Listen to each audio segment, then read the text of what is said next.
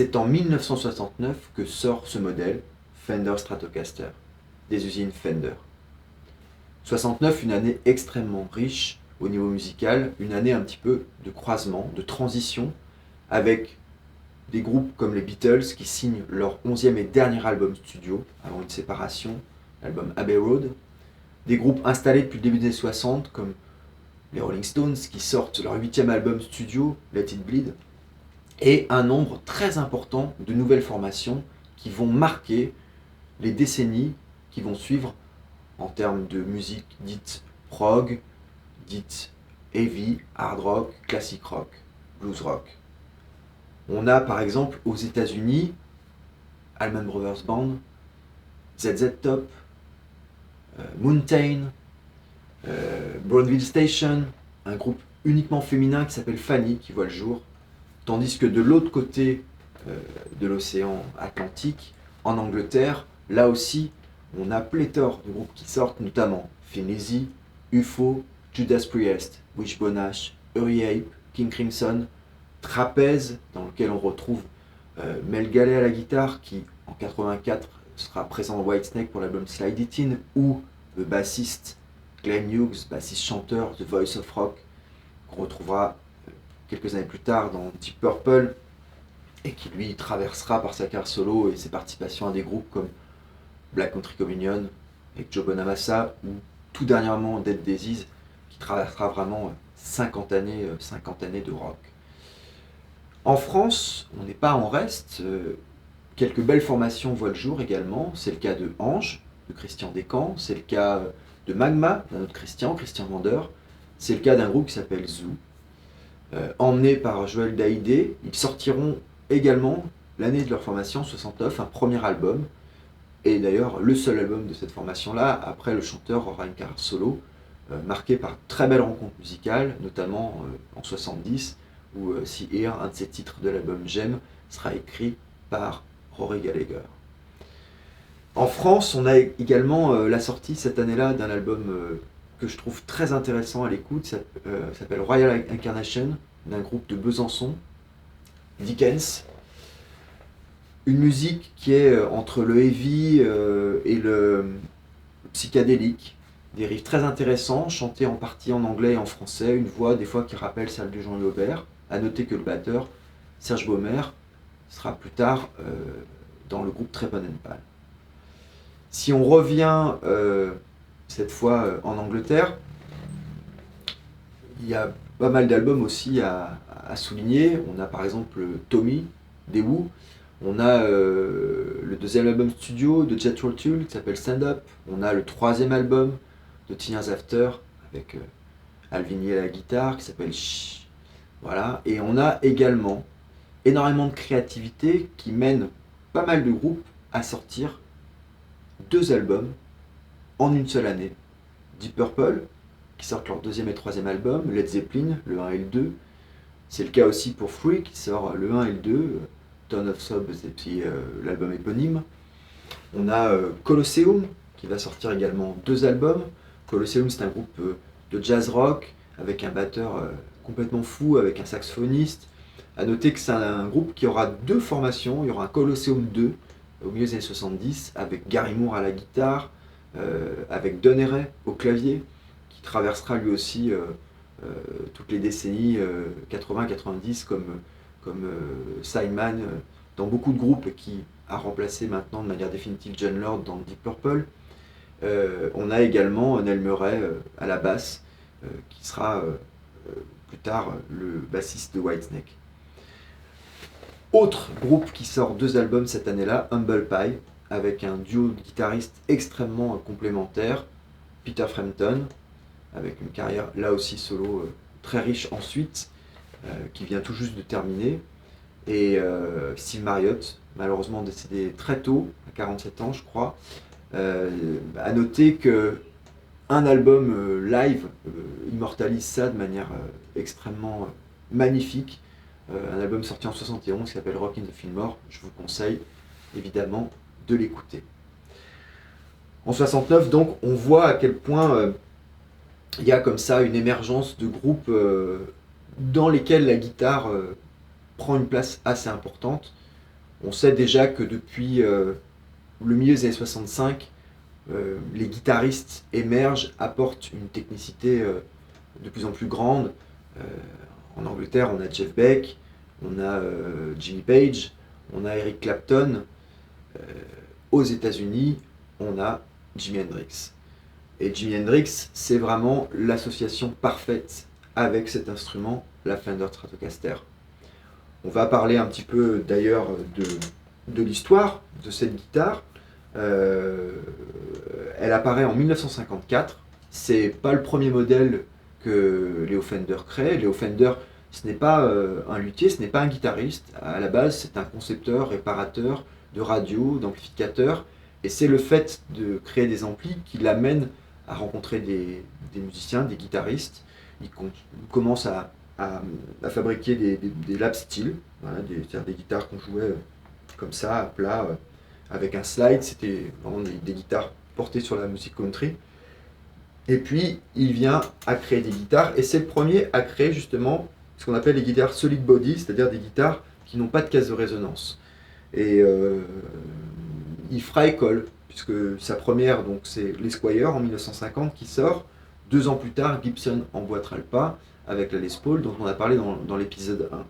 Alors, ce qui est intéressant, c'est que cette Esquire, au départ, elle est raillée par la plupart des marques concurrentes, Gretsch, Gibson, parce que esthétiquement, elle n'est pas forcément considérée comme belle. De toute façon, encore une fois, on l'a dit, Leo Fender n'est pas un luthier, il est pragmatique, il veut construire des instruments qui sont efficaces, pratiques d'utilisation, etc.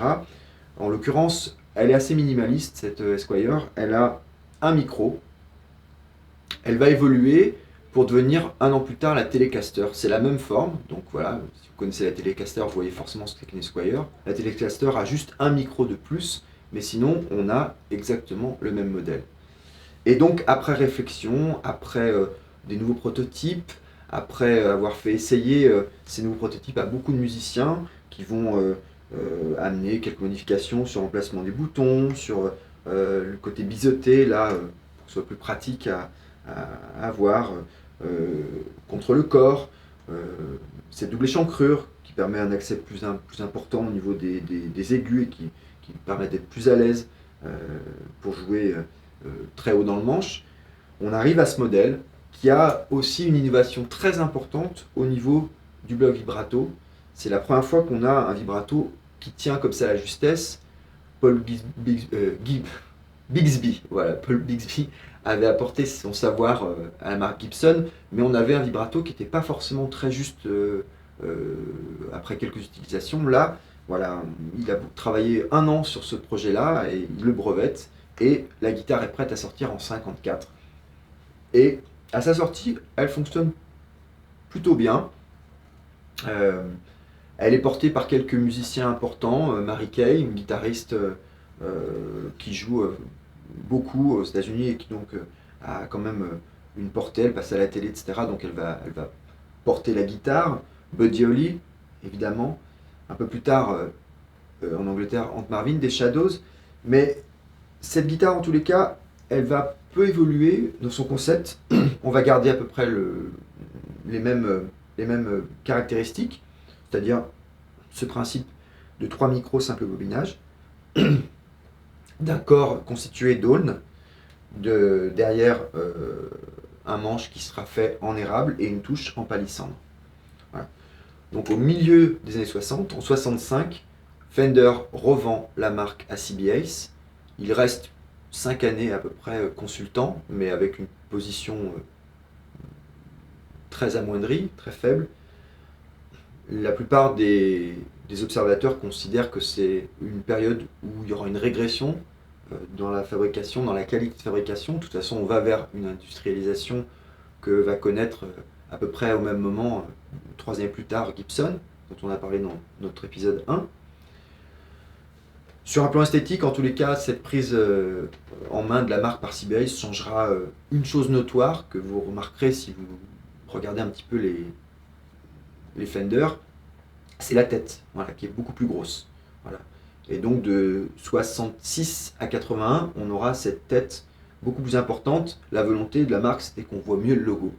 Voilà. 65-71, on a ce format-là, une plaque derrière 4 vis. Donc ça, oui, c'est ce que, quand je vous parlais tout à l'heure du côté pragmatique dans la conception de Fender, ça permet effectivement, s'il y a une réparation à faire, d'accéder très facilement au manche, voire de le changer, ce qui était beaucoup plus difficile évidemment sur une Gibson. Donc la majorité des modèles étaient faits en manche collée, là c'est un manche vissé. Et d'ailleurs, cette facilité à changer les pièces, on la retrouve aussi au niveau de l'électronique, puisque derrière ces 11 vis et derrière cette plaque de protection, on a tout de suite l'accès au micro et au potentiomètre. Il y a eu beaucoup de modifications faites sur les Fender, c'est pas facile d'en trouver des vieilles qui sont encore intègres. Voilà, il y a eu pas mal de modifications souvent faites. Donc ce que j'étais en train de vous dire, c'est que en 71, on aura une petite modification là sur cette plaque qui viendra à 3 vis, et puis, donc c'est-à-dire plus triangulaire, et puis au niveau là, du début de la tête, on aura la tige de renfort qui sortira pour un meilleur réglage, on appelle ça la boulette, la balle dans la tête. Voilà. Et on aura des guitaristes qui continueront à la porter. Ce format-là, par exemple, de la boulette, on pense à Ritchie Blackmore qui a vraiment ce modèle-là. Voilà. On revient à Jimi Hendrix, donc, qui utilise quelques modèles pré-CB Ace, avec donc cette petite tête, mais qui va porter vraiment ce modèle, notamment au festival de Woodstock. Voilà, il a 2 guitares 68, exactement ce format-là, une noire, une blanche, et c'est celle qu'on retrouve à Woodstock. Alors Hendrix, c'est un guitariste qui a vraiment transformé la posture du guitariste. On commence à parler de guitar héros avec Hendrix, une vélocité, une technicité, une musicalité qui à l'époque était très étonnante. Mike Bloomfield disait je pensais être le meilleur guitariste, quand j'ai vu Hendrix, j'ai compris voilà, qu'il y avait autre chose à faire. Il n'est pas seulement d'ailleurs novateur dans son approche solo de la guitare, il l'est aussi dans son approche rythmique. C'est-à-dire qu'il joue ce qu'on appelle dans un power trio, c'est-à-dire accompagne uniquement d'un batteur, à l'époque Mick Mitchell, et puis d'un bassiste, à l'époque Noel Redding, Jimi Hendrix Experience. Et lui, il va seul donner des couleurs très importantes dans son jeu rythmique grâce à une technique qu'on appelle les double stops et dont il est vraiment le premier à faire émerger. C'est-à-dire que quand on a un accord comme ça, au lieu de le faire sonner de manière relativement basique, il va créer des mélodies sur cet accord en jouant 2 notes simultanées et en modifiant une par un système de liaison. Là, en l'occurrence, on appelle un hammer, c'est un marteau, liaison frappée. Et quand on utilise pas mal ce système-là, on arrive à avoir une mélodie qui se construit à l'intérieur des accords. On pense par exemple à un morceau comme The Wind Cries Mary qui fait ça.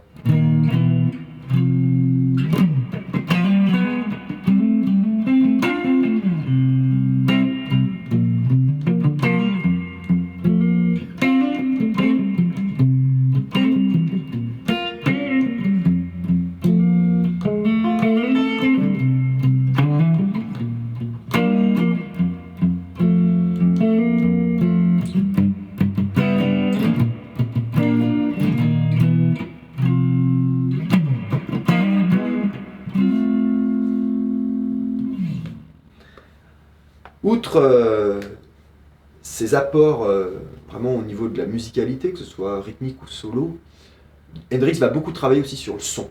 C'est quelqu'un qui va développer des effets de saturation par exemple, notamment avec l'effet qu'on appelle le fuzz, voilà, un son très crémeux, très saturé. Il va aussi beaucoup travailler sur les effets de modulation, je pense notamment à la wah-wah, c'est vraiment un des guitaristes qui la porte au cran vraiment Et ce son-là était quand même très particulier. Une autre anecdote, Pete Townshend disait avoir essayé à la fin d'un concert le matériel de Hendrix et que la seule chose qu'il avait arrivé à en sortir, c'était un immense Larsen. C'est-à-dire que dompter le son, dompter la guitare, les effets tels que le faisait Jimi Hendrix, a priori, seul lui arriver à le faire. En tous les cas, il fera énormément d'émules, et puis on continuera à entendre son héritage très longtemps après sa mort, évidemment dans les années 80 avec un guitariste comme Stevie Ray Vaughan, et depuis d'autres qui continuent de suivre, en ce moment quelqu'un comme John Mayer par exemple, voilà, qui a eu l'occasion de reprendre des titres aussi d'Hendrix dans son répertoire. Donc Hendrix, au niveau discographique, c'est 2 albums en 67, qui sont Are You Experienced, Axis Bossa Love, et puis en 68 on a Electric Ladyland, voilà, où là on retrouve effectivement tout ce travail autour du son. C'est un disque extrêmement riche, où il commence à laisser de la place au titre, un double album. Et ce travail-là sur l'improvisation, il a projet de continuer à le développer, et c'est pour ça que quand il arrive en août 69, au concert de Woodstock, il va avoir une formation beaucoup plus ouverte, enrichie d'un guitariste, Larry Lee, et puis de 2 percussionnistes. À ce moment-là, il s'est séparé du bassiste, ce n'est plus Murray Redding qui l'accompagne, mais c'est Billy Cox, un ancien camarade rencontré à l'armée. Et ça sera cette première expérience un petit peu plus improvisée, plus libre. Il appelle son groupe à ce moment-là Gypsy Suns and Rainbows. Et il va réfléchir à ce concept-là pour le développer, de nouveau sur une forme trio. Il garde Billy Cox, mais ce n'est plus Mitch Mitchell à la batterie, ça va être Buddy Miles, un batteur qui avait joué avec Wilson Pickett, qui avait joué aussi avec Mike Bloomfield, quand celui-ci avait quitté le Paul Butterfly Band et avait créé son propre groupe. Et donc, cette association-là va donner l'album que je vous présente aujourd'hui, Band of Gypsies. C'est un album live. On est vraiment à la toute fin de l'année 69, puisque après des répétitions, sur le mois de décembre, ils vont aller dans la salle de concert qui s'appelle Fillmore East à New York, le 31 décembre 69. Et ce jour-là et le lendemain, le 1er janvier 70, ils vont enregistrer les 4 concerts, 2 par jour, qu'ils vont jouer. Et on aura cet album qui sortira quelques mois plus tard, qui sera le dernier sorti du vivant de Hendrix. Au début des années 70, il commence à réfléchir à un autre projet, peut-être la résurgence de l'expérience, avec le retour à la batterie de Mitch Mitchell. Malheureusement, il décède quelques mois plus tard, et The Cry of Love, premier album posthume, reprendra le matériel qui avait déjà été enregistré avec ce fameux projet. En tous les cas, voilà, cet album-là finit de symboliser cette période extrêmement riche, très improvisée, un peu funk rock, sans doute aussi qui a influencé des musiciens qui joueront un peu cette musique funk rock instrumentale qu'on a dans les années 70, hein. Je pense à des albums comme Blow by Blow, enfin voilà. Il y a déjà des choses ici qui sont très intéressantes à écouter pour ça. Et nous justement, on va écouter pour finir un petit extrait du premier titre de cet album qui s'appelle Who Knows.